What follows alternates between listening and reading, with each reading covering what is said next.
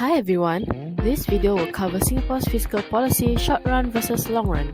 First off, Singapore used fiscal policy to counter adverse shocks such as COVID-19. During this time, the government helps consumers and businesses through tax incentives, rebates, transfer payments and job support scheme. These budgets amounted to 193 billion Singapore dollars, which is more than twice the amount than that of the previous year's annual budget. But do not worry, since Singapore has built up reserves over the past few decades, and from this we can learn that it's important to earn, save and invest early and wisely for the future. Apart from using the fiscal policy to counter COVID-19, it's important to know that Singapore continuously re-examines its economic strategies and policies to ensure that challenges and policies can be met.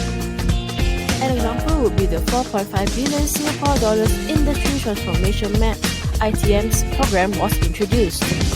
The ITM is created based on 4 pillars: productivity, jobs and skills, innovation and trade, and internationalization.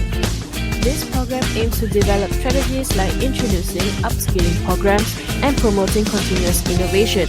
This allows Singapore to serve as a financial hub in Asia while ensuring Singapore's stability in political and economic aspects.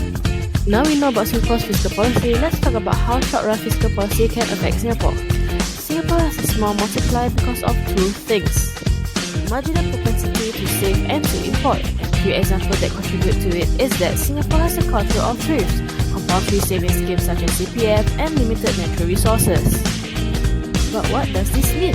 This means that the government needs to increase expenditure or reduce taxes by a huge extent in order to achieve a desirable increase in real national income.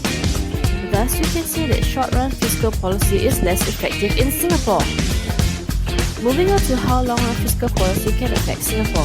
Long-run FP focuses on sustaining country's growth by improving conditions on the supply side. Hence, in Singapore, two things matter: labour and capital. Singapore invests in education and training, new machineries and R&D. By using the long-run fiscal policy, it helps to improve productivity, which leads to an increase in productivity capacity and then an increase in income at full employment. This will then help to solve unemployment and social equity in Singapore.